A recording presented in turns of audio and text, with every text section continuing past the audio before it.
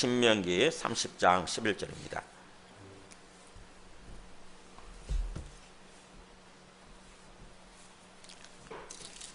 신명기 30장 11절에서 20절까지, 마지막 20절까지 저희는 한 절씩 교독하시겠습니다. 구약 페이지 310쪽입니다.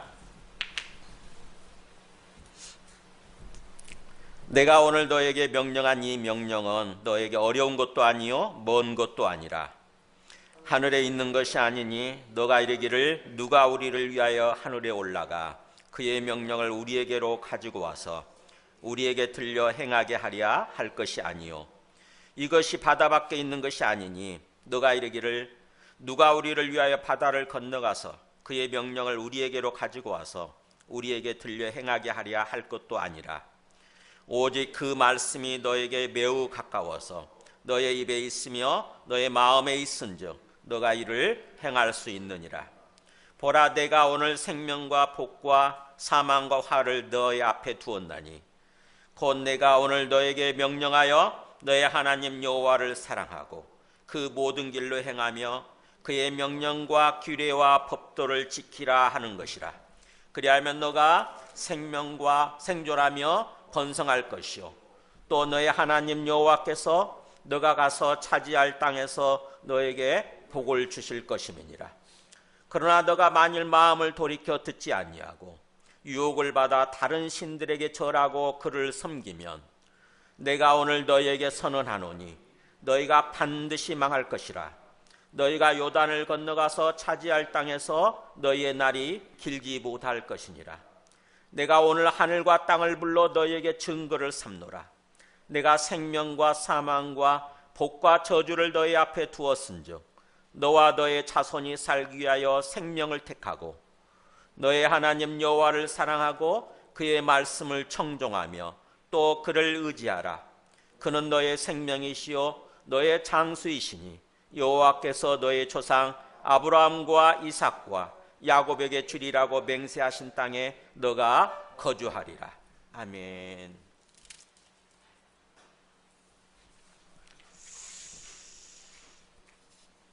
네, 어떻게 여러분 2025년도가 정말 뭔가 좀 형통하고 복되기를 바라는 그런 마음이 있으세요? 그냥 예년처럼 그냥 똑같았으면 좋겠다 이런 생각 있으세요? 뭔가 새롭고 좀 더 내 소망이 이루어지고 그래서 형통하고 내 삶이 형통하고 내 가정이 복되고 그러기를 바라세요? 진짜 그런 마음이 있으세요? 그런 어떤 바램도 없고 소망도 없고 그냥 뭐 대충 그냥 사는 거죠. 이런 생각을 하게 되면은 그대로 살 거예요. 그대로 될 거예요. 여러분이 소망하시는 대로 될 것입니다. 여러분이 바라는 대로, 여러분이 생각하는 대로 될 거예요, 인생이.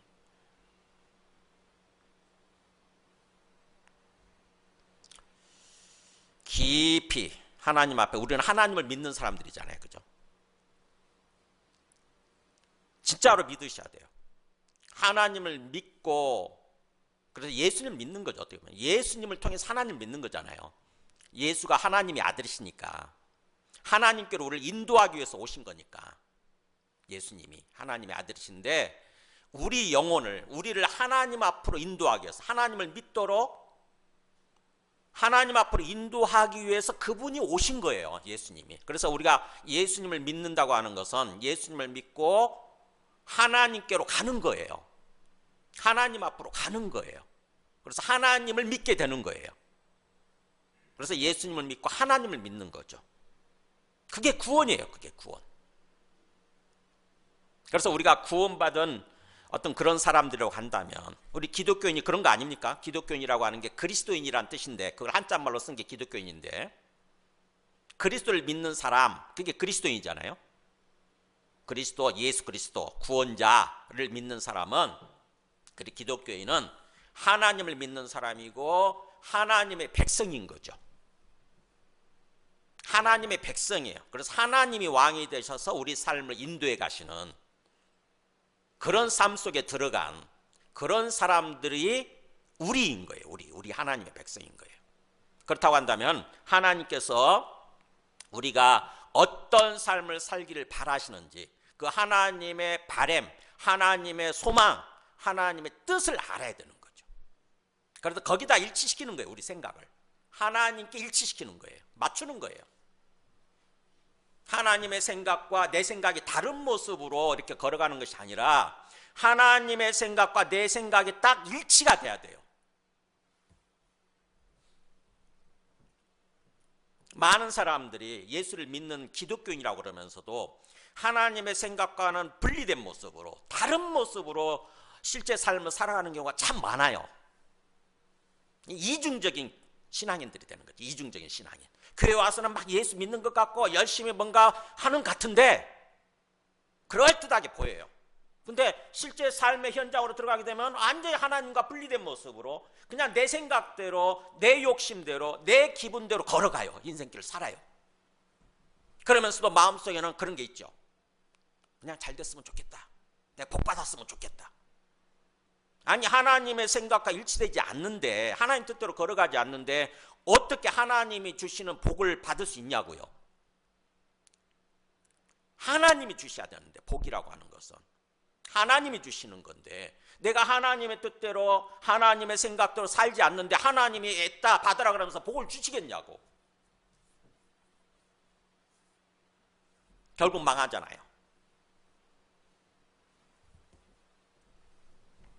그래서 오늘 말씀을 통해서 항상 우리 성경을 읽으면서 우리를 향한 하나님의 뜻이 뭘까? 하나님의 소망과 바람이 뭘까? 이거를 항상 알려고 해야 돼요. 우리가 지금 지난 2주 동안 계속 그 말씀을 들으면서 예배를 드렸잖아요. 하나님께서 우리한테 어떤 삶을 원하신다고요? 우리를 먼저 구원해 주, 은혜로 구원해 주잖아요. 먼저, 그죠? 은혜로 먼저 구원해 주세요. 우리가 구원받는 것은 전적으로 하나님의 은혜예요. 내 행동으로 구원받는 것이 아니라 행위로 구원받는 것이 아니라 그냥 하나님은 전적인 은혜로 구원해 주시는 거예요.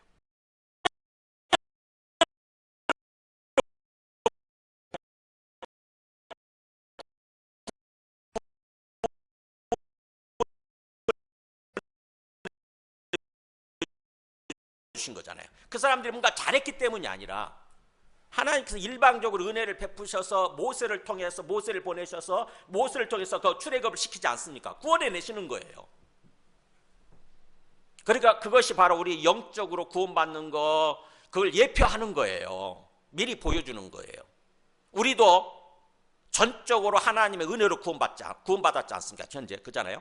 예수님이 오셔서 하나님의 아들이신 예수님이 오셔서 우리 죄값을 대신 치러주심으로 우리 죄를 대신해서 죽으심으로 예수님의 그 십자가 죽음으로 말미암아 우리가 마귀 손에서 풀려난 거예요. 마귀로부터 구원받은 것입니다. 현재. 그래서 우리는 구원받은 하나님의 백성이에요. 지금 현재 우리 신분은. 성경은 그 구원받은 하나님의 백성을 향해서 어떤 삶을 살아야 되는지 그걸 얘기해 주는 게 이 성경 말씀이에요.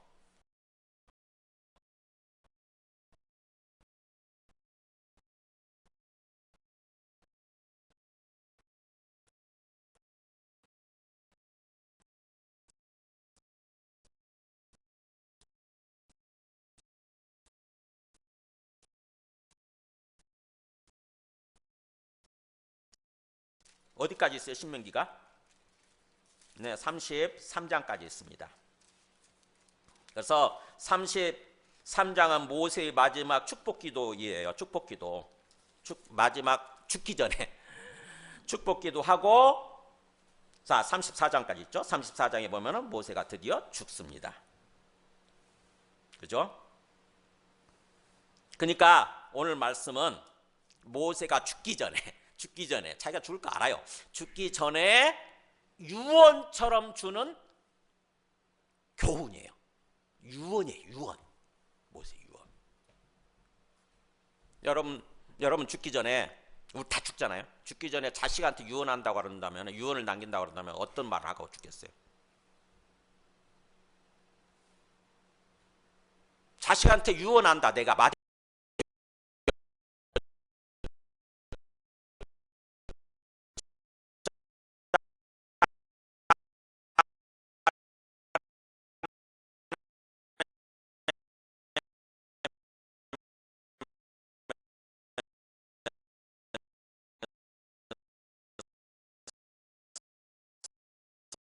마지막 꼭 필요한 얘기만 하잖아요. 그게 유언 아닙니까? 그렇듯이 오늘 말씀은 모세의 유언이라고 생각하면 돼요. 그러니까 우리한테 가장 중요한 얘기를 하는 거죠. 가장 중요한 얘기. 그래서 이 쭉 설교에 모세 그 신명기가 어떤 식으로 돼 있냐면은 신명기 구조 보여줘 보세요. 아니 이렇게 보면 아니 앞에 제일 앞에.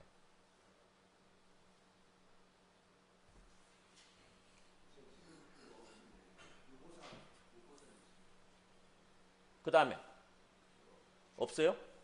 왜 내가 정리를 안 했지? 정리를 안 했구나. 빼먹었구나. 신명기가 세 번의 설교예요. 세 번의 설교. 모세가 죽기 전에 세 번의 설교를 세 번 설교하는 거예요. 세 번 설교. 4장까지 첫 번째 설교고 그 다음에 5장부터 26장까지가 길죠. 아주 긴 두 번째 설교고 그 다음에 27장부터 마지막까지가 세 번째 설교거든요.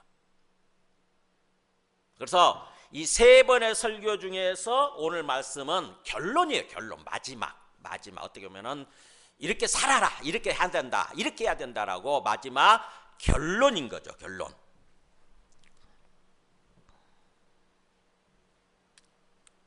어디서 설교하는 거냐면은 배경 먼저 여러분 좀 진지하게 생각할 수 있도록 배경을 보여줄게요. 여기가 사해고 여기가 하나님 약속으로 주신 가나안 땅이죠.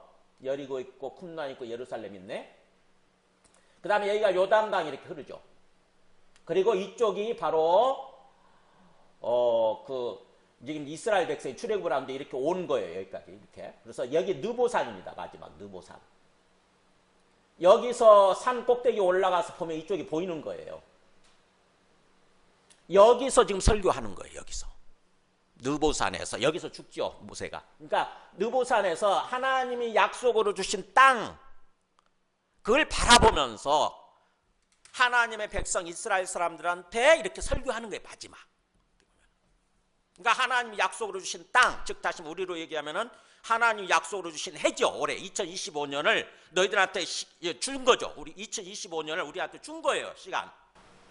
정말로 뭔가 행복한 삶을 살 수 있는 그런 시간을 주신 것입니다.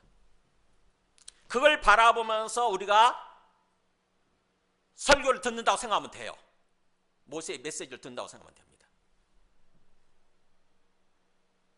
앞에서 보면은 28장에 보세요. 28장에 보면은 쭉 율법을 설명한 다음에 설교한 다음에 28장 1절부터 14절까지는 너희가 만약 순종하면 이런 복이 임할 거다라고 얘기를 해요. 순종하면 2절에 그렇게 돼 있죠. 너가 너의 하나님 여호와의 말씀을 1절에 너가 너의 하나님 여호와의 말씀을 삼가 듣고 신중하게 듣고 내가 오늘 너에게 명령하는 그의 모든 명령을 지켜 행하면 그러잖아요. 말씀을 듣고 그냥 흘려버리지 않고 정말 지켜서 행한다고 한다면 이런 복이 임하게 될 거다 라고 쭉 복을 막 그야말로 넘치도록 얘기를 하죠. 들어가도 복을 받고 나가도 복을 받고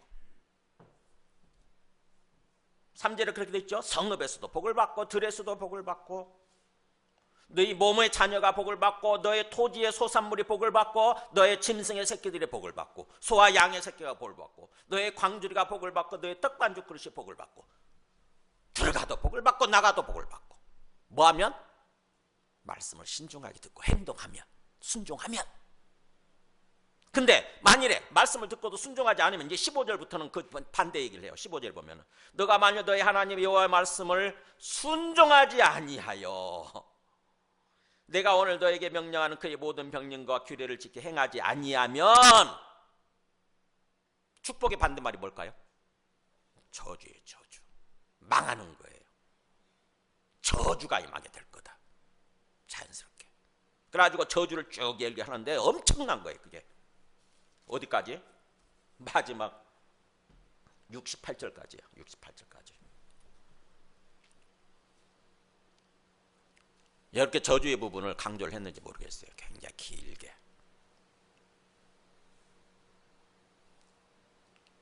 그리고 나서 오늘 말씀 30장이 시작되는 것입니다. 30장. 마지막 결론을 짓는 게 쭉 얘기를 해요. 그러면서 11절에 보세요.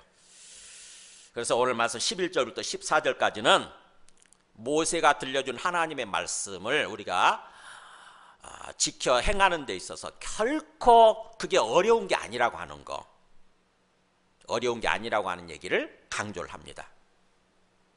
뭐라고 되어 있냐면 내가 오늘 너에게 명령한 이 명령은 하나님의 말씀이죠. 명령이라고 되어 있죠. 그러니까는 이게 너무 중요하기 때문에 명령한다고 얘기해요. 내가 오늘 너희들한테 명령한다. 명령. 하나님의 말씀을 행하도록 명령한다는 거죠. 대충 우리가 들어도 되는 게 아니에요. 근데 이 말씀은, 이 명령은 너가 어떤 생각을 할지 모르지만 어려운 것도 아니고 먼 것도 아니다 이게요. 우리가 말씀을 뭔가 이렇게 자꾸 얘기를 하면 말씀을 잘 듣고 순종하고 행하세요 이렇게 하면 사람들마다 마음속에서 튕겨내는 게 있어요. 반발심이 있더라고요. 반발심이. 저도 물론 그랬어요. 어릴 때 신앙생활이 어릴 때는 힘든데 부담된데 그래서 반발하고 반항하는 그런 마음이 있더라고. 우리 속에 반역의 근성이 있나 봐요. 하나님을 향해서 반역을 일으킨 사람들이잖아요. 우리가. 그죠? 그 반역의 근성이 그걸 회개하고 예수님 믿고 구원받았음에도 불구하고 다시 하나님께 돌아왔음에도 불구하고 그 반역의 잔재, 반역의 근성이 우리 속에 있나 봐. 그래가지고는 내 기분에 맘 들지 않으면, 내 기분대로 들지 않으면, 내 뜻에 맞지 않으면 그냥 곧바로 이렇게 삿대질을 하는 거예요. 하나님을 향해서 반역의 깃발을 드는 거예요. 말씀을 듣고 말씀대로 행하라 그러면은 자꾸 뭔가 반발하면서 핑계를 대죠. 에이 그러면서 저는 이래서 못해요. 저는 이래서 못해요. 이렇게. 전 이래서 오늘 예배 못 드려요. 이래서 안 돼요. 이래서 안 돼요. 자꾸 뭔가 핑계거리가 이상하게 생각나지. 이상하게 핑계거리, 변명거리가 생각나면서 자꾸 핑계대고 변명을 하는 거예요. 지금 이스라엘 사람들이 그랬다는 것입니다. 이스라엘 사람. 그래서 모세가 아는 거예요. 모세가 이스라엘 사람들 마음속을 들여다보면서 그걸 아니까 지금 얘기하는 것입니다. 그렇지 않다고. 절대로 어려운 것도 아니고 먼 것도 아니야. 어렵다는 말은 그 12절 내용이에요. 12절. 이 하늘에 있는 것이 아니니 너가 이르기를 누가 우리를 위하여 하늘에 올라가 그의 명령을 우리에게 가지고 와서 우리에게 들려 행하게 하랴. 이 어렵다는 말이 사실은 원뜻이 좀 높이 있는 그런 뜻이거든요. 좀 높이 있는, 높아 있는. 그래서 우리가 손이 안 닿는 거예요. 그러니까는 손이 안 닿는데 어떻게 하늘에 있는 것을 가지고 와? 그렇게 핑계 댈 수 있잖아요. 그런 사람들 향해서 그게 아니라고 하는 얘기하는 거예요. 하늘에 있지 않다. 내가 오늘 너희들한테 들려주는 이 말씀, 하나님의 말씀은 하늘에 있는 게 아니야. 그러니까 그 사람들 그 변명하듯이 누가 하늘에 올라가서 우리를 위해서 누가 하늘에 올라가서 하나님의 말씀을 우리한테 가지고 와서 우리한테 들려주고 그래서 우리가 행하게끔 할 수 있으랴. 그런 변명하지 말라는 것입니다. 그리고 또 먼 것도 아니래. 먼 것은 그 13절 내용이에요. 이것이 바다 밖에 있는 것이 아니니. 그러니까 바다 밖에 지금 이스라엘 사람들에게 있어서는 바다가 얼마나 멀리 떨어져 있어 도저히 도달할 수 없는 그런 거죠. 바다를 건너가서 가지고 와야 되는데 그게 불가능하니까. 이것이 바다 밖에 있는 것이 아니니 너가 이르기를 누가 우리를 위하여 바다를 건너가서 그의 명령을 우리에게로 가지고 와서 우리에게 들려 행하게 하랴. 못할 거다. 아무도 그럴 수 없을 거다. 그러니까 이 말씀은 내가 안 행해도 돼. 행할 수 없어. 행하지 않아도 돼. 이런 식으로 변명하고 핑계댈 수 있다는 거죠. 근데 절대로 그게 아니라는 것입니다. 그렇게 하늘에 있는 것도 아니고 바다 건너에 있는 것도 아니고 어디에 있다고? 14절에 보세요. 한번 같이 읽어봐. 14절 시작. 오직 그 말씀이 너에게 매우 가까워서 너의 입에 있으며 너의 마음에 있은즉 너가 이를 행할 수 있느니라. 요 얘기하고 싶은 거예요. 지금 모세가. 네 입에 있고 네 마음에 있어. 네 입이 중요하고 네 마음이 중요해 이거예요. 핑계대지 말라는 거죠. 입으로 어떤 말을 뱉느냐에 따라서 마음으로 어떤 생각을 하느냐에 따라서 말씀을 우리가 행할 수도 있고, 그래서 뭔가 형통하고 복된 삶을 살아갈 수도 있고, 아니면 망할 수도 있다는 것입니다. 말씀은 너의 입에 있고 네 마음에 있어. 이 얘기하고 싶은 거예요. 그래서 너가 이를 뭐라고 그러세요? 행할 수 있다고 얘기하잖아요. 행할 수 있어. 핑계대지 마. 얼마든지 말씀, 행할 수 있는 말씀을 주는 거야. 생각해보세요. 하나님 무슨 우리한테 억하심정을 가지고 원수 줬다고 행할 수도 없는 말을 주면서 행하라고 그렇게 하시겠어요? 우리를 약 올리는 것도 아니고. 우리가 뭔가 실천할 수 있는 말씀만을 주실 거 아닙니까? 그잖아요. 하나님이 정말 우리를 구원하신 우리의 진정한 절대자 하나님이시고, 또 우리의 영적인 아버지가 되시는 분이시고, 어버이가 되시는 분이시고, 우리의 구원자가 되시는 분이라고 한다면, 또 우리를 지으신 우리의 창조주가 되신다고 한다면, 우리를 잘 아시기 때문에, 누구보다 잘 아시기 때문에 우리가 행할 수 있는 말, 행할 수 있는 어떤 지침, 그것만을 내려주면서 그걸 행함으로써 복되고 형통한 삶을 살아가도록 그렇게 하실 거 아닙니까? 그잖아요. 그러니까 말씀에 대한 어떤 선입견, 편견, 이게 없어야 돼요. 우리가 성경 말씀을 잘못 알고 있으면, 수많은 예배를 드렸어도 말씀을 잘못 듣고 잘못된 말씀을 듣고 잘못 알고 있으면 편견을 가질 수 있어요. 심지어 우리 신약의 기독교인들은 구약의 율법에 대해서, 이 성문율법이죠, 이 구약의 말씀에 대해서 굉장히 편견이 있어요. 선입견이 있어요. 잘못된 선입견이 있습니다. 뭐냐면은 우리가 은혜로 구원받지 율법의 행위로 구원받지 않는다고 그랬으니까 구약의 말씀은 다 율법이고 필요 없어, 이렇게 생각하는 사람들이 있어요. 많이 있어요. 저도 신앙생활 어릴 때는 굉장히 고민을 했거든요. 도대체 그냥 은혜로 예수님만 믿으면 구원받는다고 한다면 구약의 말씀이 왜 필요한 거야 도대체? 구약의 말씀 왜 읽어야 돼? 구약의 말씀 왜 필요한 거야? 이런 생각을 많이 했거든요. 우리가 로마서 3장 28절에 그 얘기 있잖아요. 사도 바울이 복음을 전하면서 로마서 3장 28절, 사람이 의롭다 하심을 얻는 것은 율법의 행위에 있지 않고 믿음으로 되는지 우리가 인정하노라, 이렇게 얘기했잖아요. 사람이 의롭다 하심 받는 게 구원이잖아요. 구원, 의롭다 하심을 받는 거. 그러니까 구원이라고 하는 것은 사도 바울은요, 우리는 구원을 죽어서 천당 간다 이렇게 생각을 하지만 사도 바울은 뭐야, 그게 아니고 이 땅에서 의롭다 하심을 받는 거야, 너 의인이 되는 거야 라고 얘기를 해요. 그러니까 1차적인 구원은 우리 영혼이 의롭다 하심을 받는 거예요. 나중에 죽었을 때 천당 가고 천국 가는 거는 사실은 구원의 결과물이지, 그죠? 구원의 결과예요. 구원의 결과. 구원의 본질적인 개념은 의인이 되는 거예요. 의인의 반대말은 뭐죠? 죄예요, 죄.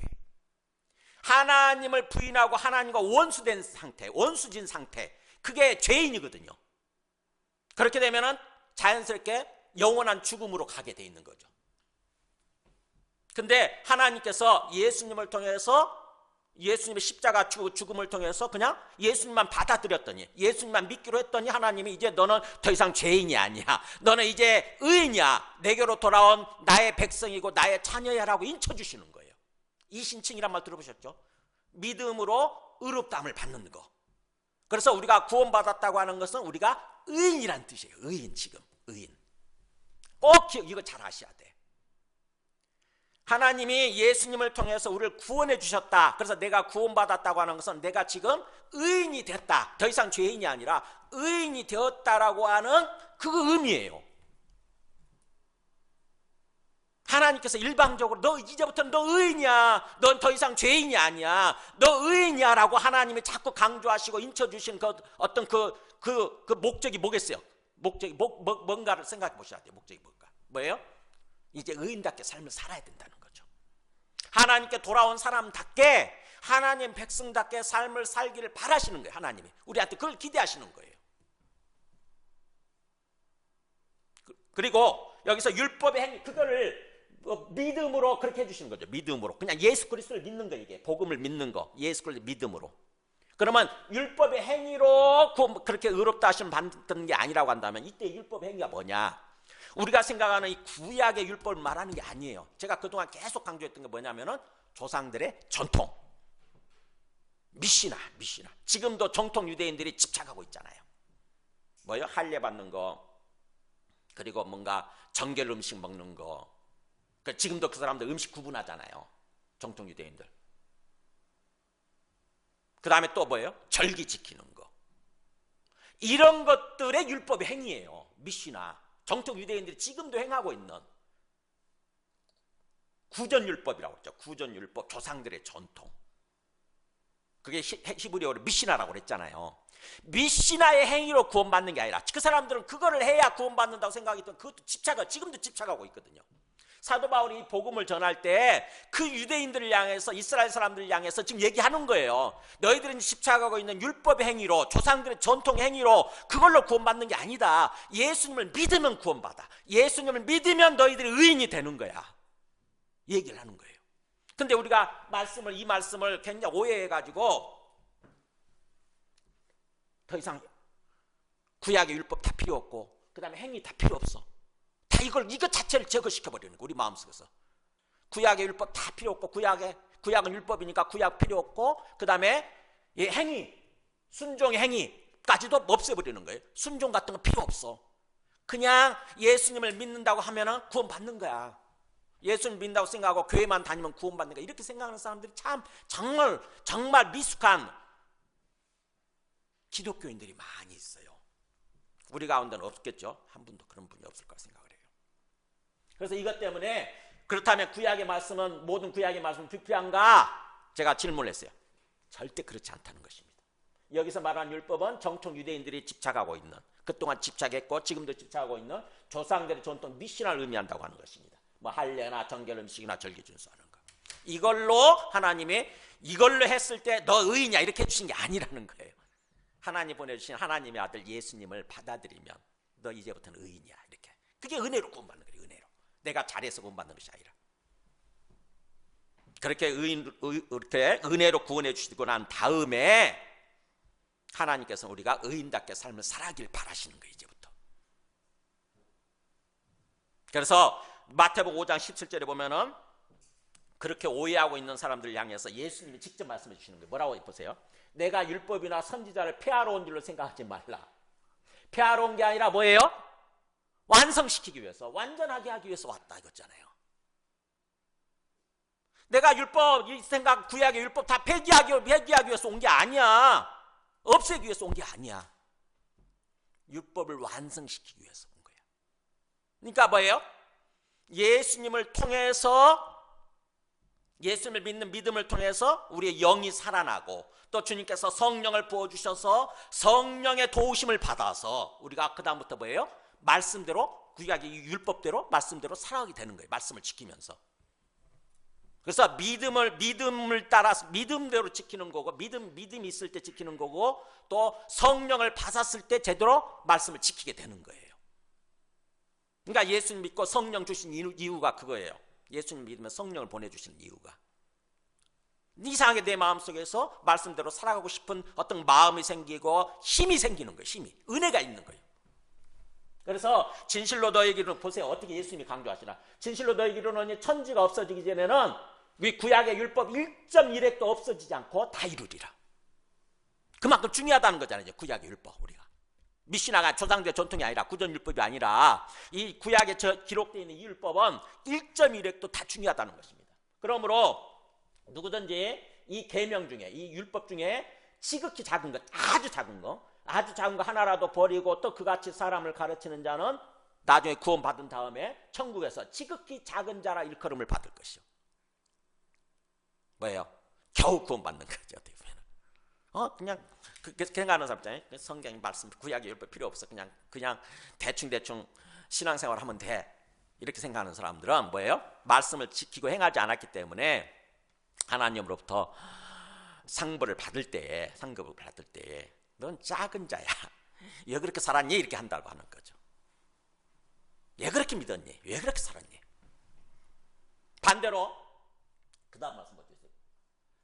누구든지 뭐예요? 같이 읽어봐요. 누구든지 이를 행하면서 가르치는 자는 천국에서 큰 존재, 크다 일컬음을 받으리라.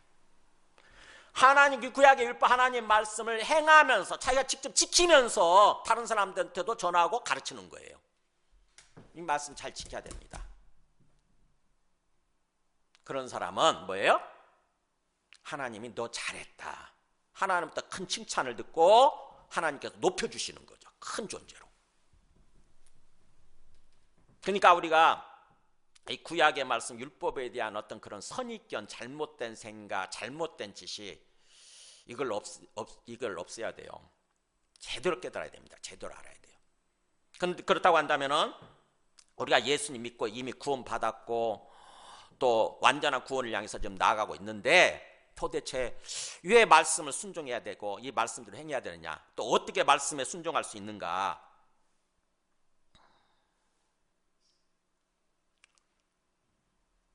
야고보 사도가 뭐라고 그랬어요? 야고보 사도가 야고보서 2장 20절 잘 아시죠? 영혼 없는 몸이 죽은 것 같이 행함이 없는 믿음은 죽은 것이니라. 그러니까 우리의 믿음으로 지키는 건데 그 믿음은 행함이 따라가는 믿음이라고 하는 것입니다. 그러니까 나는 행하지 않으면서 말씀대로 살지 않으면서 난 믿고 있어, 난 구원받았어, 천만의 말씀이라는 것입니다. 내가 진짜 예수님을 믿음으로 구원받았다고 한다면은 자연스럽게 뭐예요? 우리의 행함이 순종이 따라가게 돼 있다는 거죠. 순종이 뒤따라오게 돼 있다는 거예요. 진짜로 믿는다면. 우리가 이렇게 생각하면 돼요. 하나님을 믿고 예수님을 믿는 데 있어서 그냥 머리로 지식적으로 아는 정도가 아니고 인격적으로 믿고 있다고 생각해보세요. 인격적으로. 하나님의 존재를 인격적으로 믿는 것입니다. 가슴으로 믿는 거예요. 그 다음에 또 예수님의 존재에 대해서 가슴으로 믿는 거예요. 뜨겁게 믿는 거예요. 가슴으로 믿는 게 그거를 사랑한다고 그러죠. 가슴으로 뜨겁게 믿는 거, 우리의 감정이 뒤따라가는 것을 사랑한다고 그래요. 사랑한다고. 그래서 예수님이 요한복음 14장 15절에 보면은 이렇게 이야기하잖아요. 읽어볼까? 이거 위에 읽어볼까? 시작. 너희가 나를 사랑하면 나의 계명을 지키리라 얘기하잖아요. 나를 믿는데 그냥 맹숭맹숭하게 믿는 게 아니고 정말 인격적으로 정말 가슴으로 뜨겁게 믿는다. 나를 사랑한다. 그러면 자연스럽게 나의 계명을 지키리라. 실제 그렇잖아요. 우리가 사람들, 인격적인 사람들과의 관계 생각해 보세요. 난 당신을 믿어요. 이렇게 얘기를 한다고 한다면은 그 사람이 하는 말에 우리가 귀를 기울이겠습니까? 안 기울이겠습니까? 그 사람 말에 귀를 기울이게 돼 있어요. 진짜 그 사람 믿는다고 한다면. 그냥 그게 아니고 진짜로 믿는 게 아니고 그냥 이빨린 소리를 하는 거예요. 그냥 믿어요. 믿어 뭐. 나 믿으세요. 그러면 믿어요. 해놓고 그냥 입에 발린 소리만 하고 실제로는 마음속에 그런 게 없다고 한다면은 저 사람이 무슨 말을 하든지 그냥 뭐 똥개가 동네 똥개가 짖나 보다 이렇게 생각을 하고 지나가는 거죠. 그러니까 하나님께서 하나님을 믿으라, 또 예수님께서 예수님을 믿으라 이렇게 얘기할 때 그 믿으라고 하는 것은 사실은 사랑하는 정도까지 믿는 거예요. 마음을 다하고 뜻을 다하고 힘을 다하여 주 너의 하나님을 사랑하라 그러잖아요. 그리고 예수님도 너희가 진정으로 나를 믿고 사랑한다고 한다면은 자연스럽게 나의 계명, 나의 말을 지키게 될 거다. 그러니까 우리가 믿음이 중요하다는 거죠. 진정한 믿음. 우리가 예수를 믿는다 그러면서도 왜 예수님의 말씀대로 그렇게 막 살지 않고 그냥 내 마음대로 사느냐? 제대로 믿지 않아서 그래요. 제대로 믿지 않아서. 내 믿는 믿음이 그냥 머리로 지식으로 그치고 있어서 그렇다더라라고 이렇게 지식으로 그치고 있고 가슴으로 믿지 않는 거예요. 하나님의 존재 자체, 예수님의 존재 자체를 가슴으로 믿어서 그분을 사랑하는 정도까지 가야 되는데, 사랑할 정도까지 믿어야 되는데 그렇게 하지 않으니까 대충 말씀 들어도 흘려듣고 그렇게 사는 거예요.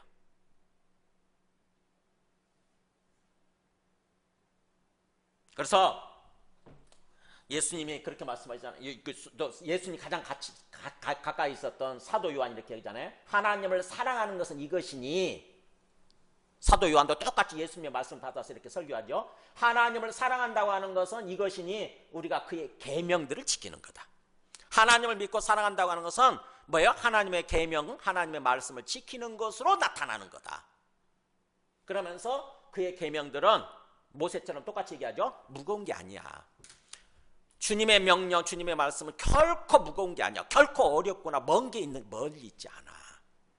너희들이 생각하는 것처럼 무거운 게 아니야. 얼마든지 우리가 지킬 수 있어. 얼마든지 그의 계명을 지킬 수 있어. 그래야 돼. 이 말씀을 하는 것입니다. 그래서 이 시편에 보면은 다윗이겠죠. 이렇게 하나님 앞에서 그들은 다윗은 예수님을 만나지 없잖아요. 그렇지만 하나님 앞에 서 있었기 때문에 하나님을 믿었기 때문에 이렇게 얘기해요. 나의 하나님이여 그러면서 내가 주의 뜻 행하기를 즐기오니 그러잖아요. 내가 주님의 뜻대로 주님의 말씀대로 행하는 것을 제가 즐거워합니다. 즐깁니다. 인조이합니다. 인조이. 마지 못해서 억지로 신앙생활을 하는 것이 아니라 저기 불이 왜 나갔죠? 저거 지금 들어오고 있어요? 카메라 들어오고 있어요? 근데 왜 불이 나갔네? 저기 저 전구가 나갔나?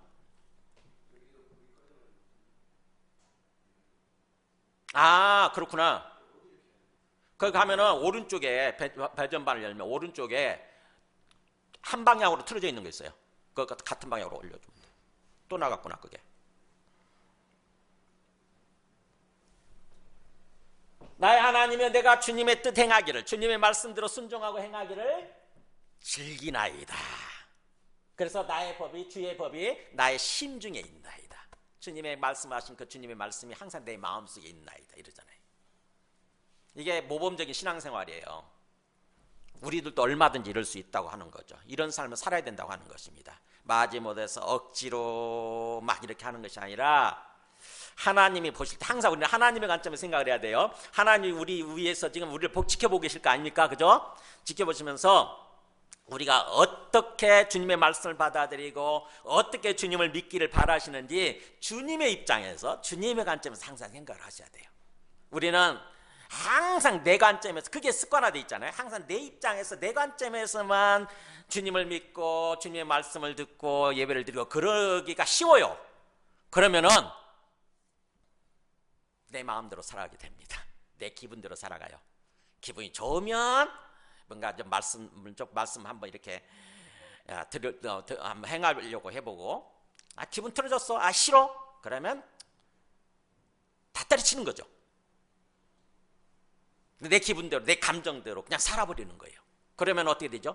결국에는 망하는 거죠. 결국에 망하게 되는 거예요. 그래서 오직 그 말씀이 너에게 매우 가까워서 14절 같이 다시 한번 읽어볼까요? 오직 그 말씀이 너에게 매우 가까워서 너의 입에 있으며 너의 마음에 있은즉 너가 이를 행할 수 있느니라. 이 모세의 마음을 느껴보세요. 모세의 안타까운 마음. 행할 수 있어. 핑계대지 마. 변명하지 마. 얼마든지 말씀대로 살고 말씀대로 정말로 축복된 삶, 형통하고 복된 삶을 살 수 있어. 이기저기 여기저기 이것저것 핑계대지 마. 변명하지 마. 자, 이 말씀을 사도 바울이 어떻게 또 인용하고 있는지 한번 볼까요? 사도 바울이 어떻게 이 말씀을 끌고 와서 설교를 하는지 로마서에 나옵니다. 로마서 10장 8절 보면 보세요. 이제 이게 신약적으로 어떻게 이 말씀을 적용하는지 보세요. 그러면 무엇을 말하느냐 그러면서 복음을 들려주고 나서 이렇게 얘기해요. 그럼 무엇을 말하느냐? 말씀이 너에게 가까워 너의 입에 있으며 너의 마음에 있다 하였으니 이거 익숙하잖아요. 여기서 끌고 왔잖아요. 그죠? 이게 신명기 말씀을 갖고 온 거예요. 말씀에 너에게 매우 가까이 있고 너의 입에 있으며 너의 마음에 있다 하지 않았느냐. 그랬으니 이것은 곧 뭘 의미하는 거냐. 오늘 우리가 신약적으로 전파하는 믿음의 말씀을 얘기하는 거예요. 믿음의 말씀. 믿음에 관한 말씀을 얘기하는 거다. 누구를 믿는 거예요? 예수 그리스도. 예수 그리스도 예수님을 믿는 그 믿음에 관한 말씀을 얘기하는 거다 지금. 그러면서 이렇게 얘기해 보세요. 그래서 어떻게 믿는 거냐? 너가 만약 너의 입 나오잖아요. 너의 입으로 예수님을 주님이라고 시인하며. 그러니까 뭐예요? 아까 입에 달려 있다고 그랬는데 입으로 뭘 우리가 자꾸 고백하고 시인해야 되는 거예요? 예수님이 주님이시라고. 다른 게 주인이 아니라 이 땅에 오신 하나님의 아들이신 예수 그리스도가 나의 주인이라고. 나의 생명의 주인이고 나의 가정의 주인이고 지금 모든 상황의 주인이시라고. 이렇게 고백을 하는 거예요. 입으로 시인하는 거죠. 입으로 시인하고 고백하고, 그 다음에 또 마음으로는 뭘 믿냐면은 하나님께서 그를 죽은 자 가운데서 살리신 것을 너의 마음에 믿으며 구원을 받으라. 마음의 문제는 이거죠. 하나님이 예수님을 죽은 자 가운데서 살리셨다, 부활시키셨다. 그러니까 뭐예요? 부활을 근거로, 예수님의 부활을 근거로 해서 하나님을 믿는 것입니다. 예수님을 믿고 하나님을 믿는 거예요. 부활을 근거로 해서 예수님을 하나님의 아들로 믿고, 그 다음에 그 하나님의 아들을 보내신 하나님 아버지를 믿는 거예요. 그걸 얘기하는 거란 것입니다. 그거. 그러면 우리가 구원받고 참으로 또 형통하고 복된 삶을 살아갈 수 있게 된다고 하는 거죠. 그래서 이걸 한 번 했다고 해서 끝나는 것이 아니라 10절 같이 읽을까요? 사람이 마음으로 믿어 의에 이르고 입으로 시인하여 구원에 이르느니라. 이게 믿어 시인하여란 말이 현재 시제예요. 그러니까 반복해서 그런 뜻이에요. 계속해서 반복해서. 그러니까 계속해서 입으로 시인하는 것입니다. 예수님이 나의 주님이시야. 예수님이 나의 주님이야. 내 감정, 내 기분, 내 욕심이 내 주인이 아니라 예수님이, 이 땅에 오신 하나님의 아들이신 예수님이 나의 주인이라. 그리고 마음으로는 계속 뭘 믿는 거예요? 하나님이 예수님을 죽은 자 가운데서 부활시키셨어. 예수님이 부활하셨어. 그래서 예수님이 이 땅에 오신 하나님의 아들이시고 주님이신 거고, 그 다음에 하나님 아버지가 살아계셔. 그걸 믿는 것입니다. 이걸 마음으로 계속 믿는 거예요. 계속해서 말씀을 통해서 확인하고 또 확인하고, 그래서 믿고 또 믿고 계속 믿는 거예요.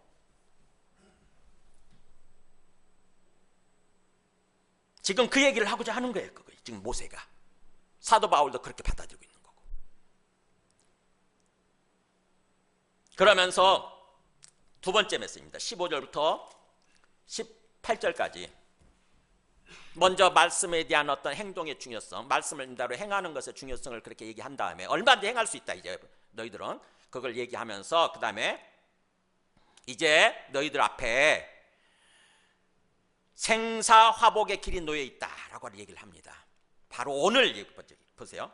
보라, 내가 오늘 생명과 복과 사망과 화를 너희 앞에 두었다 그래요. 생명과 복, 우리 생명과 복, 사망과 화, 이거를 한자 말로 하면 생사화복이잖아요. 그죠? 생사화복. 살든지 죽든지 생사.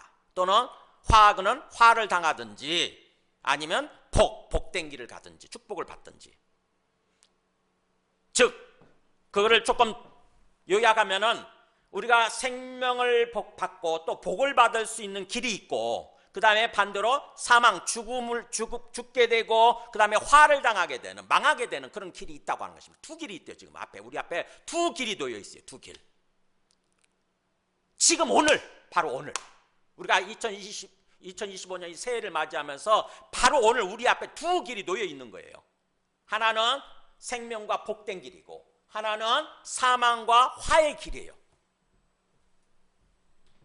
그거를 보라라고 얘기합니다. 이 보라는 평소에 성경에서 말하는 주목하고 하는 힘내니라는 단어가 아니에요. 여기서는 눈으로 똑똑히 살펴라라고 하는 진짜 르에라고 하는 진짜 명령문이에요. 보라 이거예요. 다른 단어예요.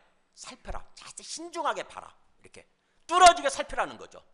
깊이 살펴서 깨달으라는 거예요.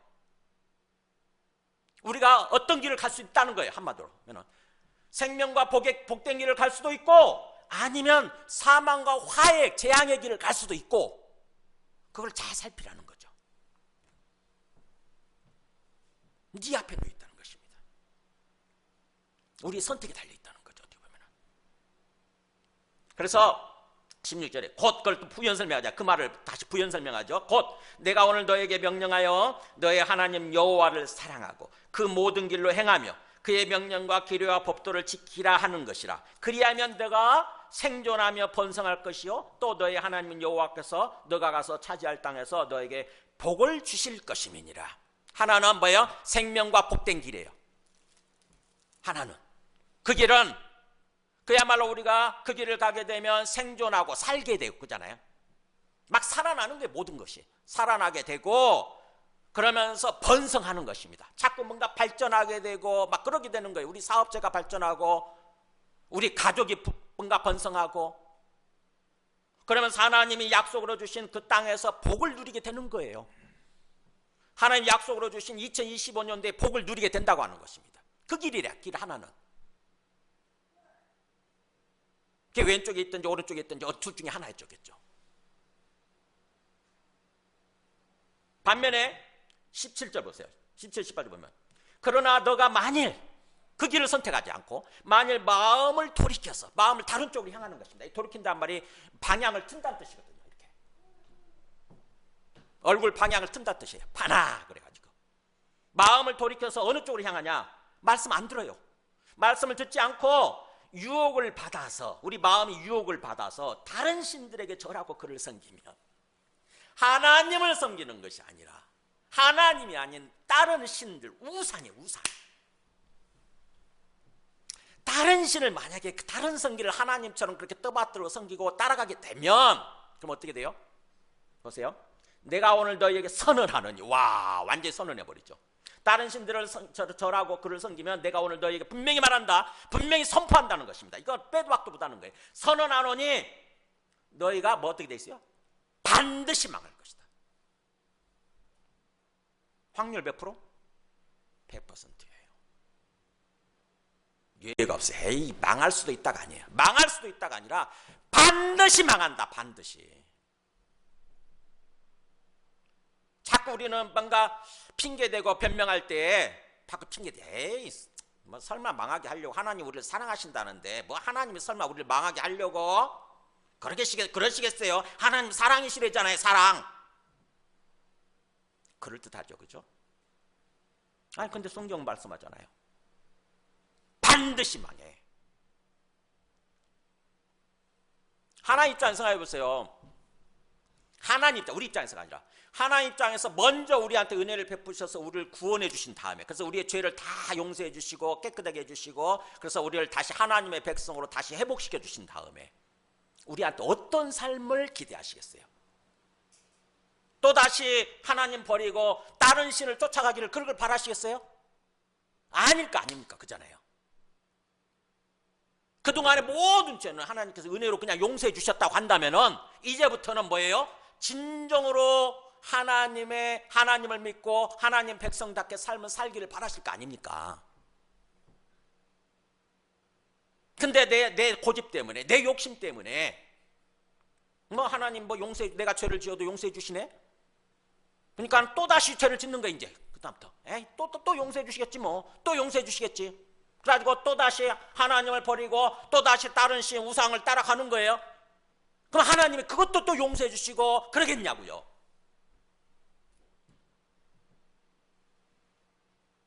우리 착각에서 깨어나셔야 돼요.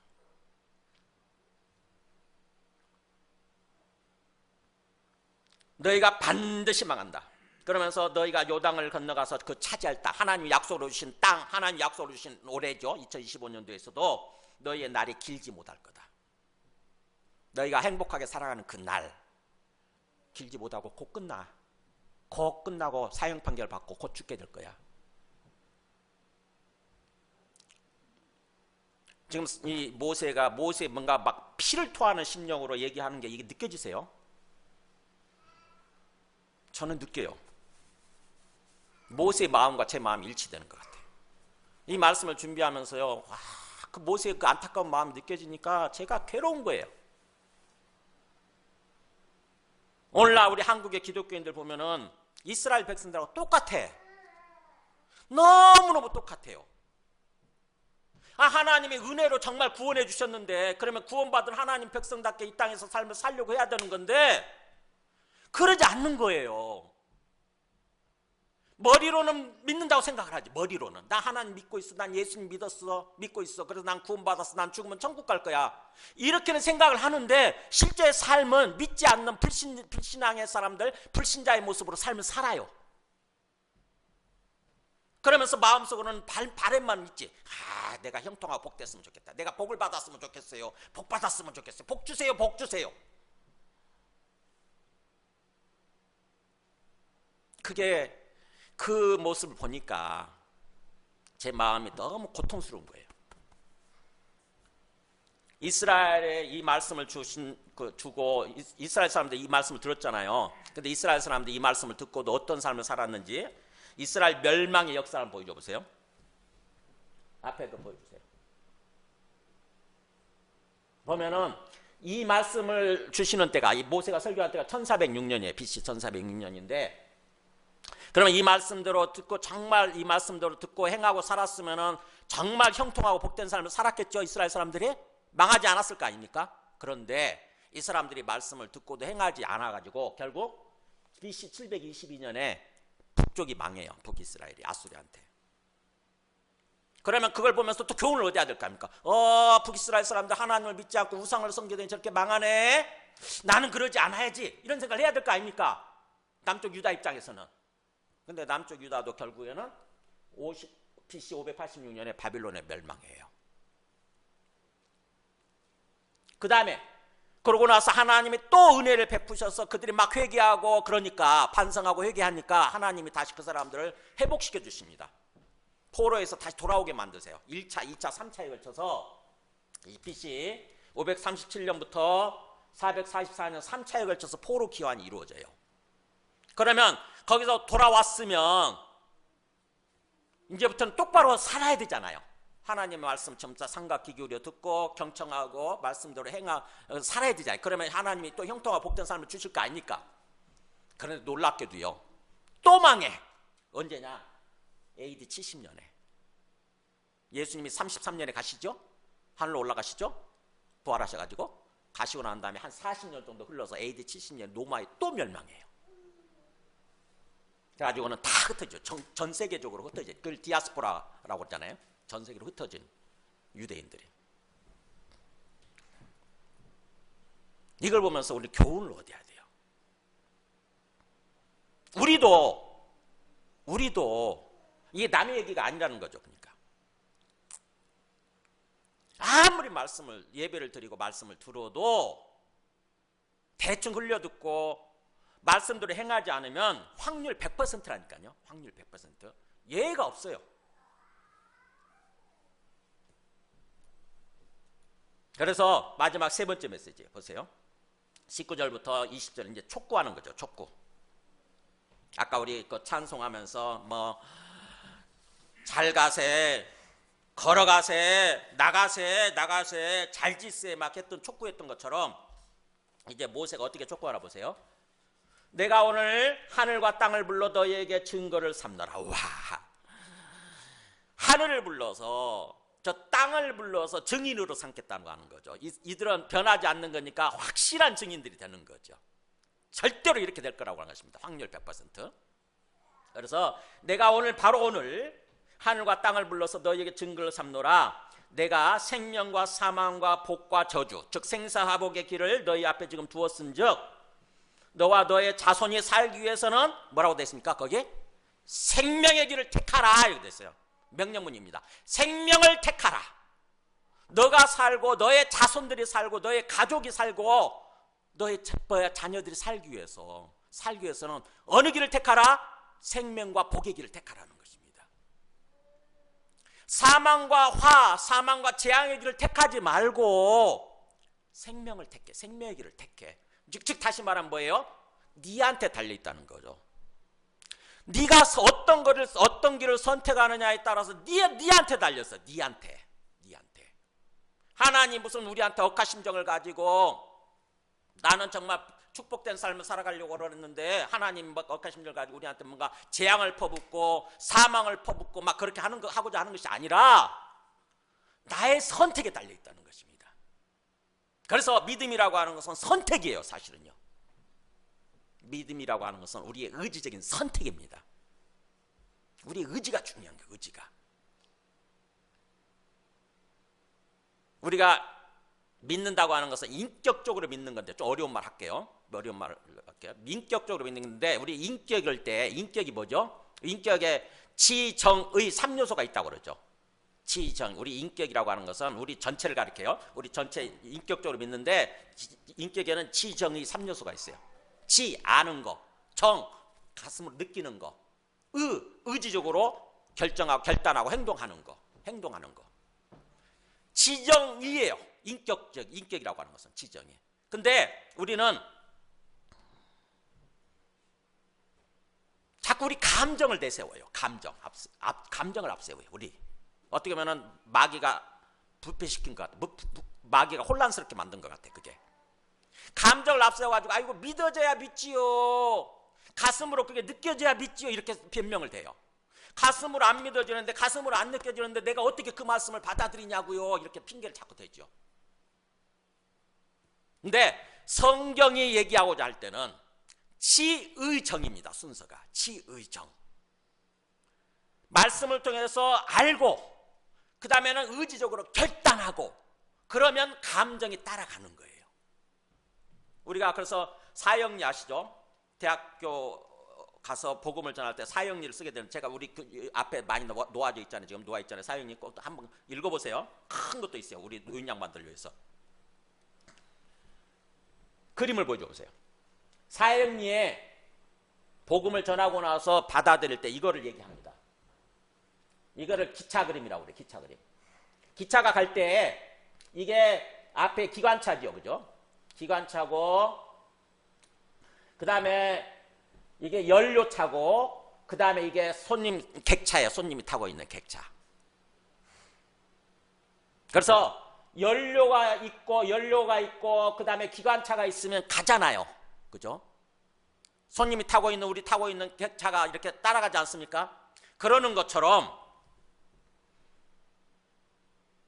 예수님을 믿고 하나님을 믿는 데 있어서 순서가 어떻게 되냐면은 지예요. 팩트, 사실. 이거 아는 거예요. 이게 지.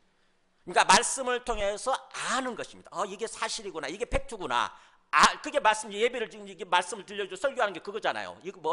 이거를 알아라 이거잖아요. 알아라. 이걸 알려주고 그 다음에 뭐예요? 믿음이 필요한 거죠. 우리 의지적인 믿음이 필요해요. 의지로 믿는 거예요. 그게 사실이라고 한다면 받아들이는 것입니다. 내 감정이 막 충돌이 일어나고 감정적으로 막 그렇게 안 느껴져도 안 믿어져도 이게 사실이면 사실을 받아들이는 게 중요하잖아요. 그래서 우리가 뉴스 얘기할 때 항상 뭐가 있습니까? 자꾸 뭐 이 사람 주장 다르고 저 사람 주장 다르면 뭐라고 그래요? 팩트 체크 합시다. 그렇잖아요. 팩트 체크. 사실을 확인하자고 그러잖아요. 어떤 게 사실인지. 팩트 체크. 팩트가 중요하잖아요. 항상. 그래서 사실을 확인하고 난 다음에는 내 감정이 어떻든 간에 의지적으로 결단하는 것입니다. 그게 사실이라고 한다면 그걸 받아들이겠습니다. 그래서 그 받아들여서 그대로 살겠습니다라고 결단하는 거. 그게 믿음이에요. 믿음. 그래서 믿음은 의지적인 요소가 강합니다. 그러면 감정은 뒤따라간다는 것입니다. 감정은 자연스럽게. 우리가 그렇게 의지적으로 믿고 말씀대로 살아가다 보면은요, 진짜로 그렇구나. 진짜네 이게. 진짜로 그렇네. 마음에 막 확신이 들면서 그렇게 되는 거예요. 그러니까 여러분 절대로 이 감정 순서를 뒤집어 가지고 감정을 제일 앞에 놓거나 아니면 감정을 중간에 놓거나 그러지 마시기 바랍니다. 우리 한국 사람들이 되게 정적인 민족이라서 그런 경향이 굉장히 강해요. 서양 사람들은 굉장히 논리적이고 이성적이잖아요. 그죠? 서양 사람들하고 우리하고 좀 특징이 다른 게, 우리 동양 사람들, 우리 한국 사람들은 굉장히 정적이에요. 감정이 굉장히 중요하죠. 뭔가 논리적이고 이성적인 게 별로 그렇지 않은 것 같아.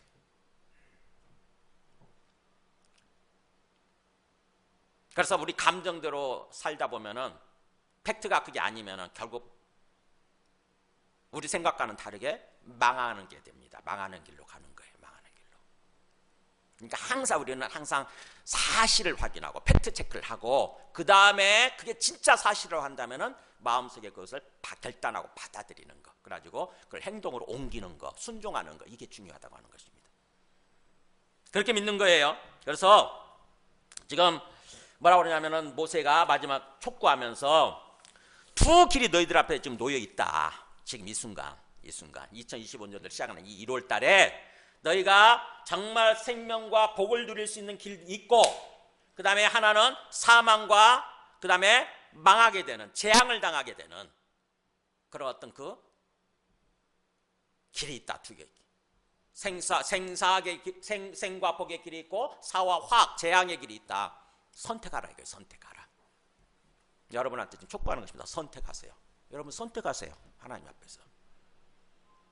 내 기분 꼴린 대로 하지 마시고 이 말씀을 통해서 사실을 확인했다고 한다면 선택, 결단을 내리세요. 결단. 올해 결단을 내리는 게 중요하다는 거죠.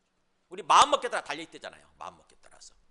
우리 인생이, 우리의 가정이, 우리 자녀들이 내가 마음먹기에 따라 달려있다고 하는 것입니다. 자꾸 여기저기 핑계거리가 생각나죠? 핑계 대지 말고 그 핑계대로 되는 게 아니니까. 여호수아도 보세요. 여호수아 24장 15절 보면 여호수아도 마지막 죽기 전에 마지막 설교 유언을 남기면서 이렇게 촉구합니다. 이스라엘 백성들을 향해서. 여호수아 24장 15절이에요. 보시면은 만일 여호와를 섬기는 것이 하나님만을 믿고 여호와 하나님만을 믿고 섬기는 것이 너에게 좋지 않게 보이거든. 내가 이렇게 설교를 했음에도 불구하고 그게 기분 나빠? 안 좋게 느껴져? 그러면 너희 조상들이 강 저쪽, 저 유프라테스 강 저쪽에서 섬기던 그 신들, 우상들 섬기든지 아니면 너희가 거주하는 땅에 있는 아모리 족속, 거주하는 땅, 아모리 족속 이방신들, 아모리 족속의 신들 그거 선택해라 이거야. 선택해 너희들. 너희들 선택은 내가 뭐하러 가지 않을게. 선택해. 근데 결과는 내가 책임 못 진다는 거죠. 망한다 이거예요. 망한다. 선택하라는 거예요. 그러면서 너희가 섬길 자를 오늘 택하라 그러잖아요. 오늘 선택하라. 오늘 바로 지금 이 순간 선택해라. 나는 어떤 선택을 하느냐? 나와 내 집은, 나와 우리 가정은 뭘 선택하겠다? 여호와를 선택하겠다. 여호와. 살고 번성하고 축복될 수 있는 여호와를 섬기기로 하겠다. 나는. 여러분 오늘 말씀 앞에서 신중히 생각하고 곰곰이 골똘히 생각하시기 바랍니다. 모세의 마음을 느끼셔야 돼요. 또 모세를 통해서 좀 전하고자 하시는 하나님의 마음, 하나님의 그 안타까운 심정을 우리가 느낄 수 있어야 돼요. 하나님 우리한테 어떤 길을 걸어가길 바라시는가? 우리한테 어떤 삶을 주길 바라시는가? 우리의 소망과 똑같이 하나님도 우리가 형통하고 복되기를 원하세요. 정말 형통하고 복되기를 원하세요. 그런데 그 길은 우리 선택에 따라 달려있다고 하는 거죠. 정말 여호와 하나님을 제대로 믿고 진정으로 믿고 그 믿음 때문에 그 믿음에 따라서 하나님의 말씀대로 순종하고 행하는 그런 모습을 보인다고 한다면 정말 형통하고 복된 삶을 살게 될 것이고 설렁설렁 대충대충 믿고 그냥 말씀 흘려버리고 그래서 뭐예요? 내 마음대로 내 기분대로 행한다고 한다면 특별히 우상신들 성님 하나님이 아닌 것들을 하나님 자리에 놓으면서 그것을 쫓아 숭배하면서 살아간다고 한다면 반드시 망한다고 하는 것입니다.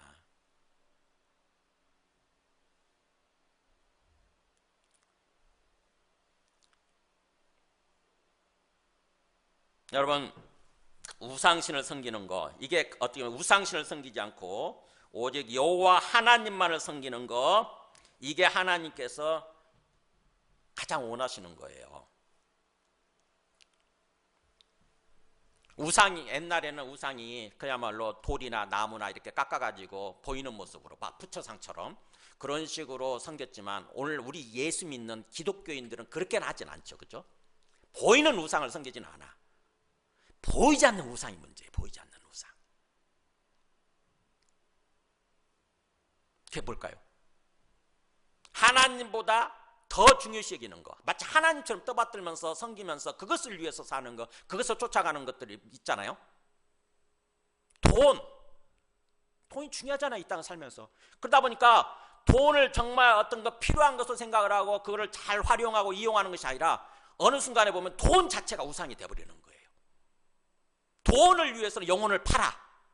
돈을 위해서는 하나님을 팔아. 그게 우상신을 섬기는 거죠. 권력, 정치 권력 중요하죠, 그렇죠? 권력을 정말 하나님을 위해서 권력을 이용하려고 하는 것이 아니라 권력을 활용하려고 하는 것이 아니라 권력 그 자체를 위해서 내 영혼을 팔아. 권력 그 자체를 위해서 하나님을 팔아요. 권력이 우상이 되어 있는 거예요.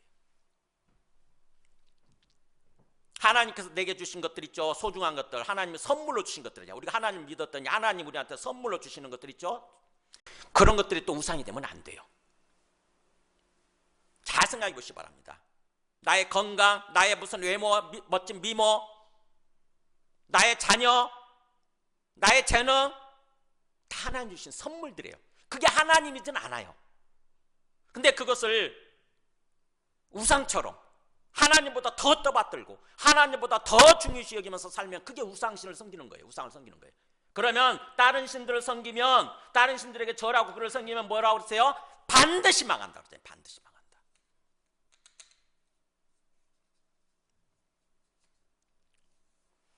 진짜 명심하시기 바랍니다. 하나님이 내가 정말 행복한 삶을 살아가도록 하기 위해서 하나님이 먼저 나를 구원해 주시고 내 영혼을 구원해 주시고 하나님이 내한테 선물로 이것들을 주셨다. 이것은 하나님을 위해서 존재하는 거지 나를 위해서 존재하는 게 아니라 나의 신이 되기 위해서 존재하는 게 아니다. 이거를 생각을 하셔야 됩니다. 항상 하나님을 위해서 하나님이 주신 선물들을 잘 활용하려고 해야 돼요. 내 건강, 내 미모, 내 어떤 재능, 나의 돈, 나의 권력, 하나님을 위해서 살려고 하세요. 하나님을 절대적으로 믿고 그러면 하나님이 그것들 지켜주시고 그것이 우리의 행복의 요소로 기능하도록, 행복의 요소로 작용하도록 그렇게 해주시는 거예요.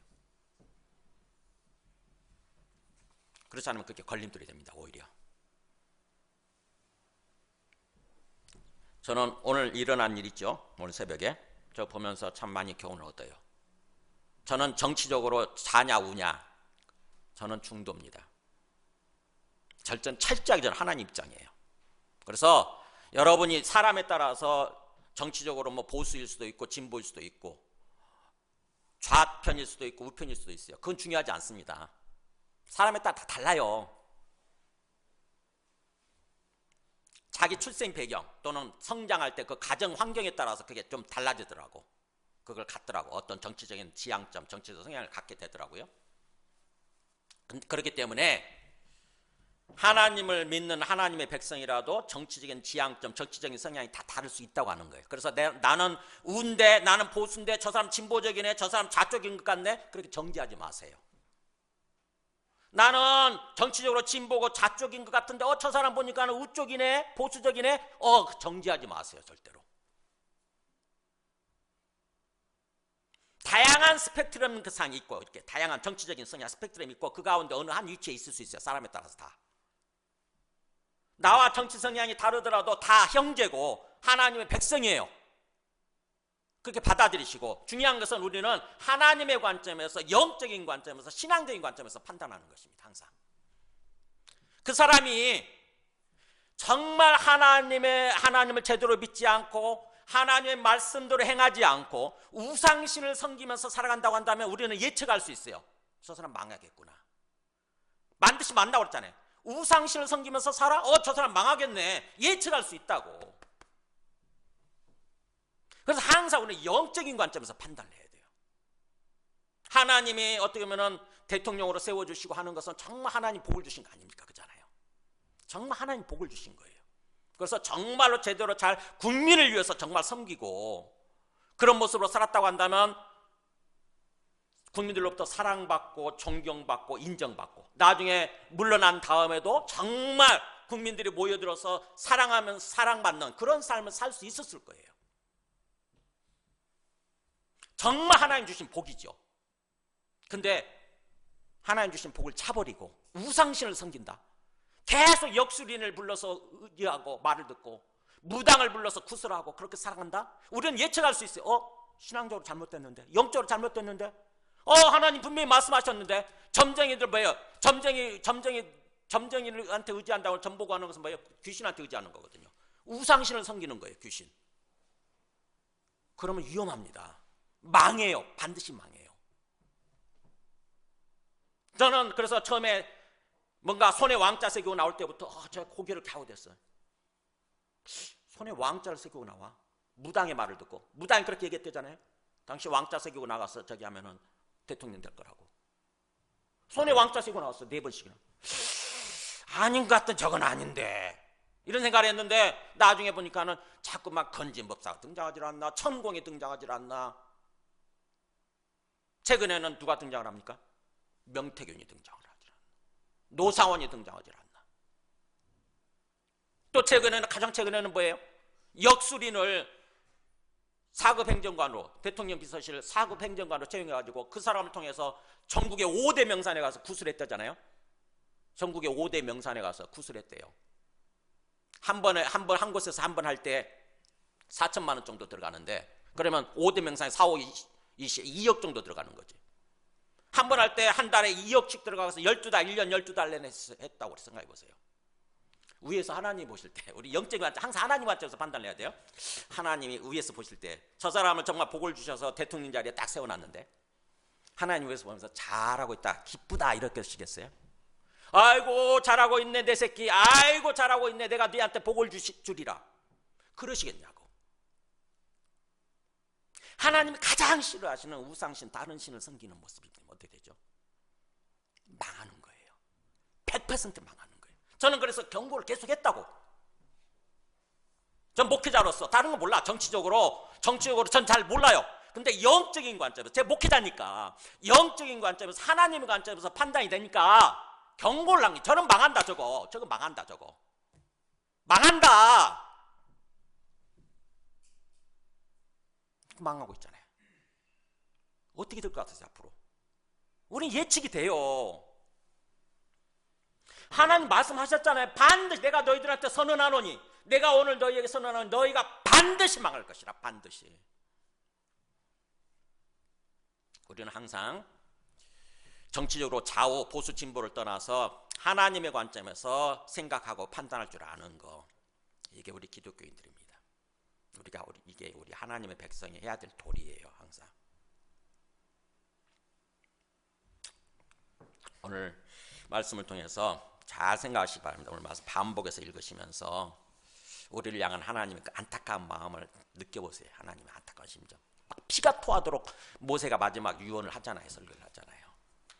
우리가 정말, 저도 정말 여러분들 향해서 바라지만 정말 여러분이 정말 잘 됐으면 좋겠어요. 정말 형통하고 복됐으면 좋겠어. 여러분 자신도 그렇고, 여러분 가정도 그렇고, 여러분 자녀들도. 그런데 그거는 선택이라고 하는 것입니다. 여러분 자신의 선택, 우리 자신의 선택에 달려있다고 하는 거예요. 무엇을 선택하느냐, 무엇을 선택하느냐. 그래서 1월달은 어떻게 보면 결단하고 선택을 내리는 시간이에요. 2025년도를 놓고, 또 우리의 남은 일생, 여생을 놓고 선택하고 결단하는 그런 시간입니다. 우리 함께 찬송과 기도하겠습니다. 찬송가 449장